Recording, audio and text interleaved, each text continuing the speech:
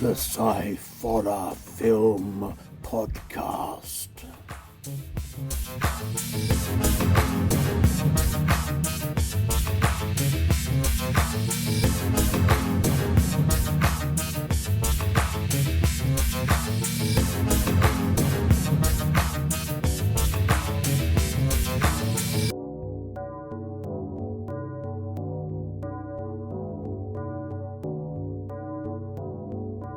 Hello and welcome back to the Sciforror Film Podcast. We've been away for a little while due to illness and other things, but we are now back doing what we do. And like that, and I am Andy Walker, and I'm joined as always by my son Scott. Hello, Scott. Hello. I would say back doing what we do best, but I'm Well, not too sure about it. Yeah, no, we've been obviously been ill and other things going on and life getting in the way, and we just decided that it'd be easy to take a little bit of a break and have um have episodes going out here, there, and everywhere whenever we were able to do them. So we thought to take a little bit of a break, reevaluating stuff. yeah, and reevaluate everything, get everything back on track, and Okay. hopefully we've got everything back on track. Well, we'll As long see as how it nothing goes. major happens again.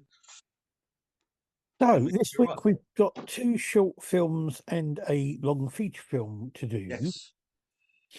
all in the horror vein, kind of. Horror vein. Horror vein. We're going to start off with a short film from 2024 called The Lover. Yes. This is from Slumberjack Entertainment, written and directed by Peter McKiernan. The Yes. cast is Gareth White and Louise McNulty. And the synopsis for this says, a jealous husband devises a plan to make sure his wife can never leave him. Yeah. I think, straight off, I would say that the location was very good. The sort of the forest thing that they were filming in looked really good. Yeah. And there were some good effects, and the sets and things like the underground set bit was really done quite Yeah. well. It's an interesting idea, and it's well made.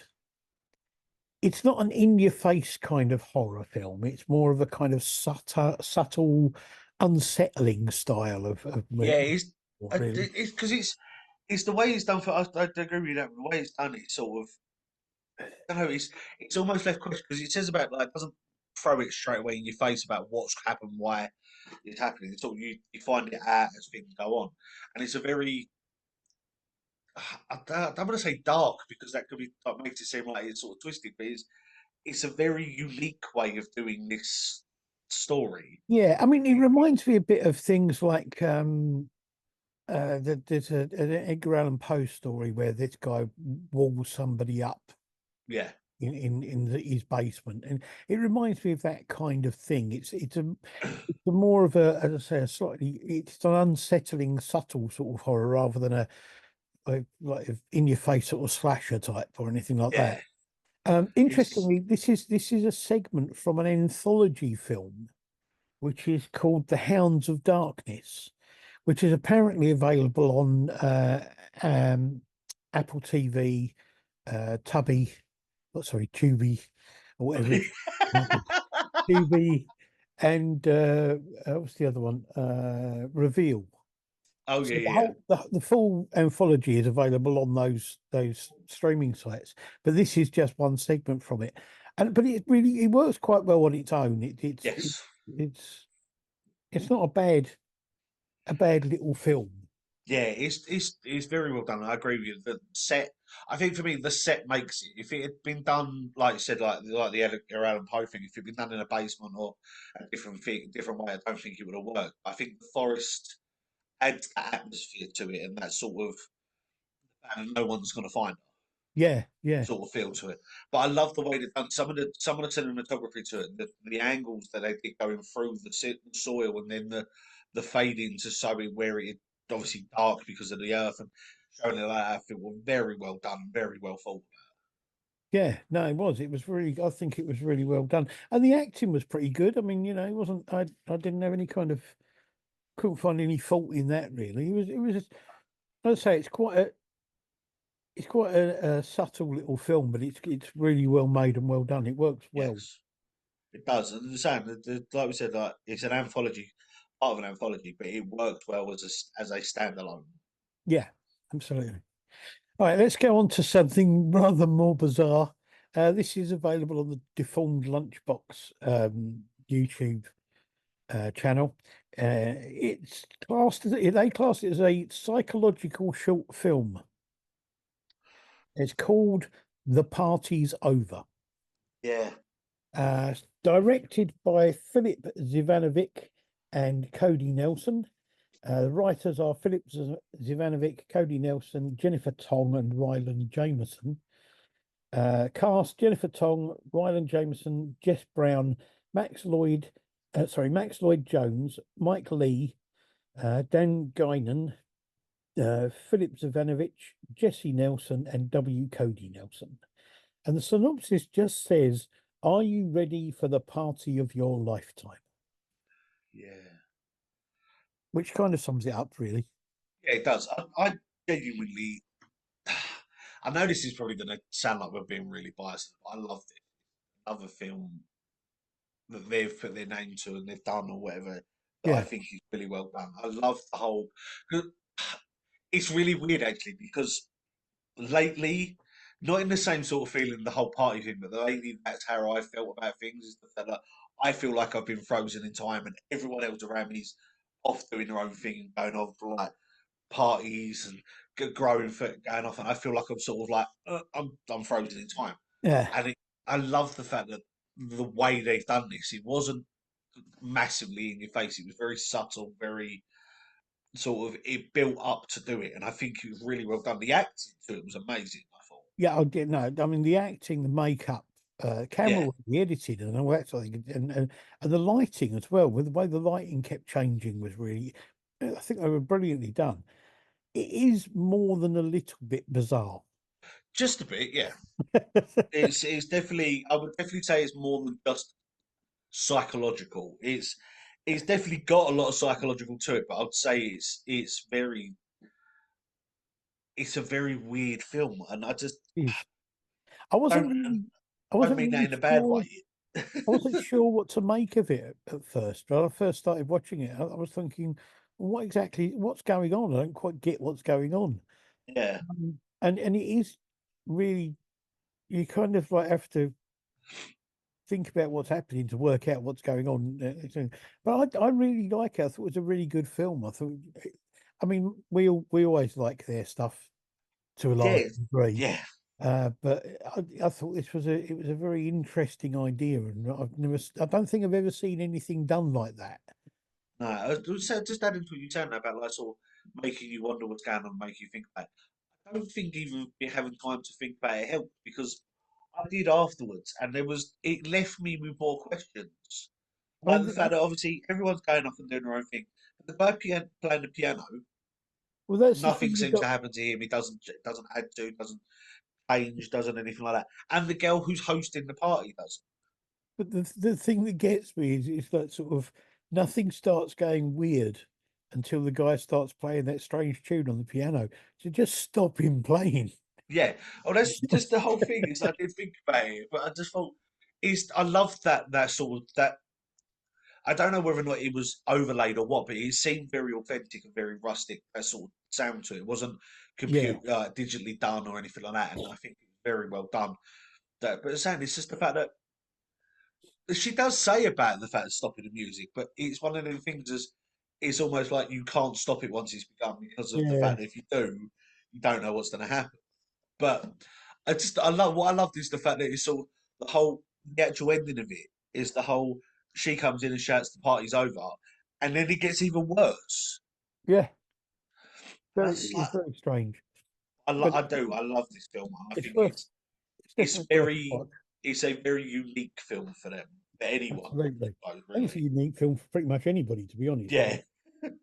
So there you go. Okay, so the feature film that we did this week is from 2023, um, called Voice of Shadows. Now, what I didn't realise at the time that this we were asked to review this. Yes. What I didn't realise at the time that we were asked to it, and I agreed to doing it, and that we've since discovered from you watching it, is the fact that it was actually on at the Romford Horror Film Festival this Well, I'd like earlier to this say year. they never actually said to us about it either, so they've obviously know that I don't know, they know we've gone to the Romford Film Festival and Horror Film Festival, and they must have known the fact that we've done some work with it. So But I whether or mean, not the we've thing was, seen it, it was one of the films that you saw and I didn't, yes, so I didn't really make any kind of connection until I was looking at the press stuff for it and saw that it had won Best Feature Film at the Romford Horror Film Festival. And I thought, yes, ah, that explains why you think you've seen it before. yes, and I'm saying is all I'm going to say. Well, after watching it again and reminding myself about it, I can definitely see why it won Best Feature Film. Right. So anyway, yeah, I didn't. Did I say the title? No. Yes, Voice of Shadows. yes, It's from Arc Entertainment and G57 Films. The director is Nicholas Bain, and the cast. Well, it's more than this, but the main three I've got Guillermo Blanco, Corinne Mika, and B Vang. yes. Um, it- this is going to be available on multiple streaming channels Oh, from the 17th of September. So do you know what one? Or do we know what very ones? soon. Or I'm not absolutely sure, to be honest. But if you look online, just go online, put Voice of Shadows in film, and it should come up with the what streaming channels it's on. I will put a link to the trailer that's on YouTube at the moment, and the information from on that trailer. There is information about where it's going to be available and things like that.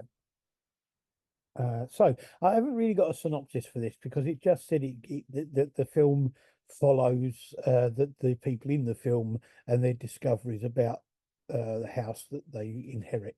yes, So there you go. Now I mean, as far as the location goes, the house is really good. It's a really, yeah, it kind of fits the kind of um that fairly traditional sort of like old style haunted house type film. yeah. I don't know what it is. It's weird. Like there's certain places in whether or not it's America or Canada, I don't fully know the part. But there's certain places where they have these old houses where you look at them and you go, "That's perfect." Yeah, It doesn't need anything added to it. Doesn't need it. And this is one of the films, especially for the type of film that it is. I think if it had been like a slasher or like something like that, something a bit along the lines of like Friday the 13th or something like that, I don't think it would have worked as well. But for no, this type of film, it is perfect, and I love. I think it yeah. actually made the film better. I think, I mean, the thing I would say is, I mean, the story idea is very good, but it's not one that hasn't been done before. Nah, It's a kind of fairly regular sort of haunted house stroke cult stroke Satanist sort of type film that you sort of like probably seen a dozen times over. yeah, Um, but it has got a little bit of a twist to say. There's still it something in it that I've never seen in a film, which is the whole them keep. I suppose I have as well a little bit, but not massively.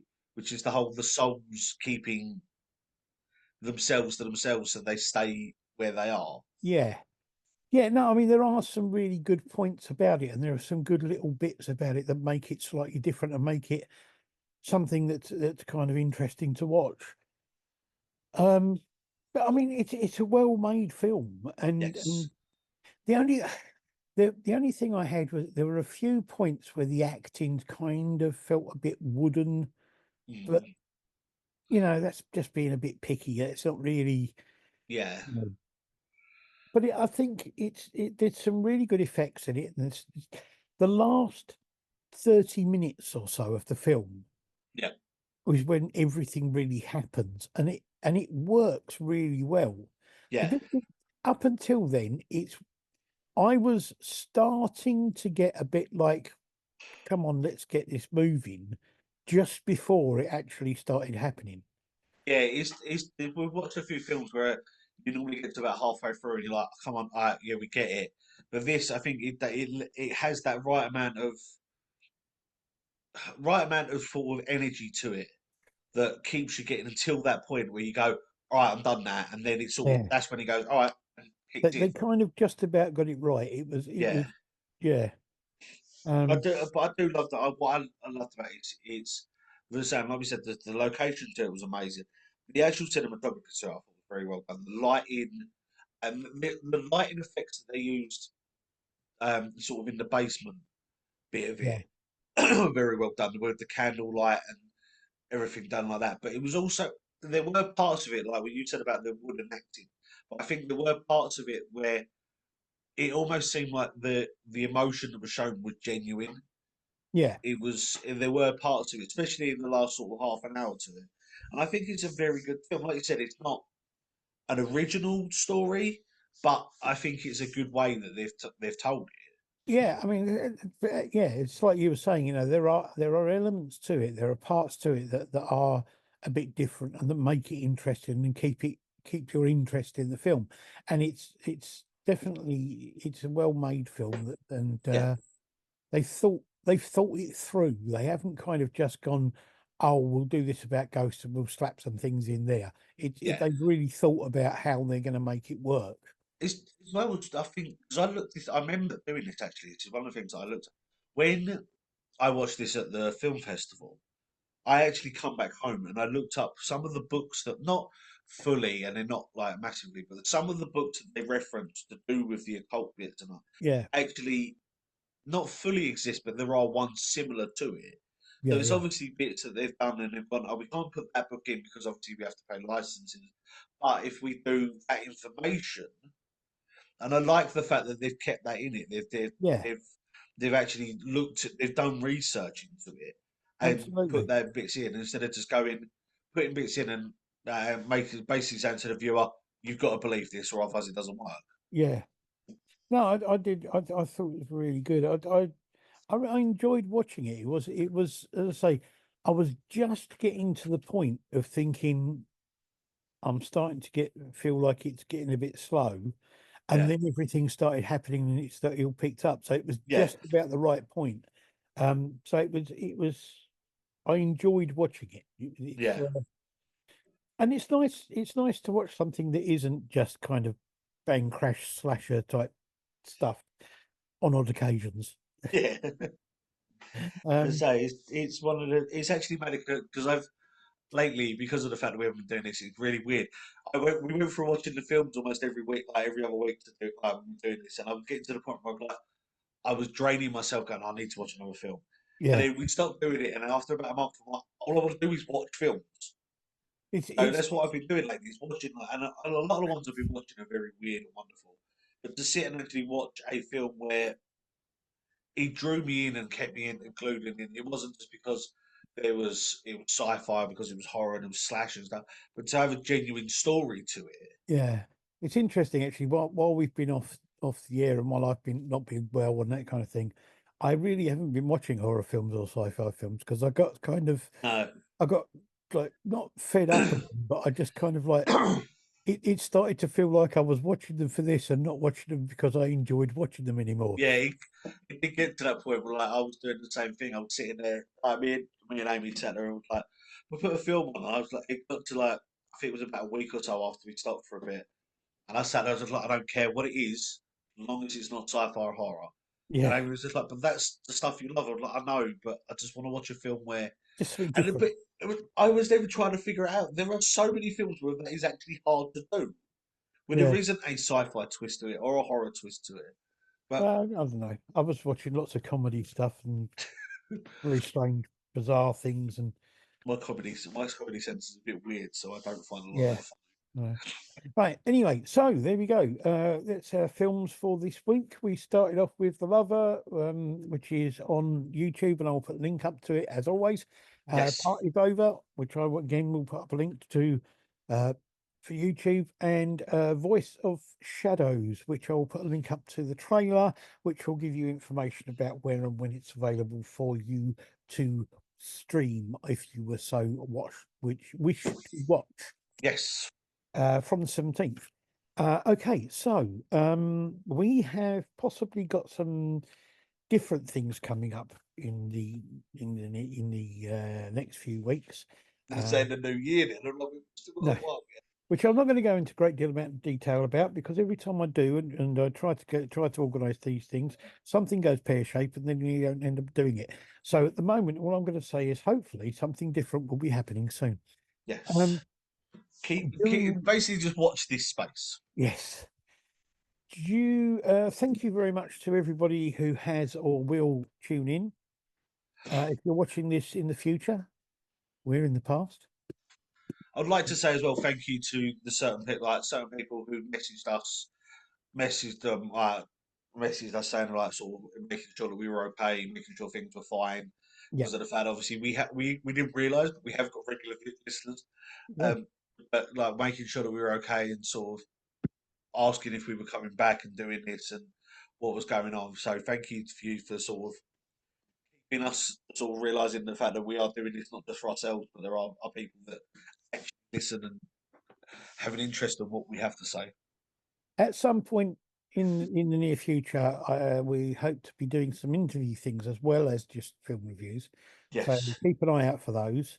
And like that. Thank you very much, Scott, for being part of this again. that's okay. And we will see, or you will see us, and we will be back next time. Yes. Until then, watch the skies. Bye. Bye.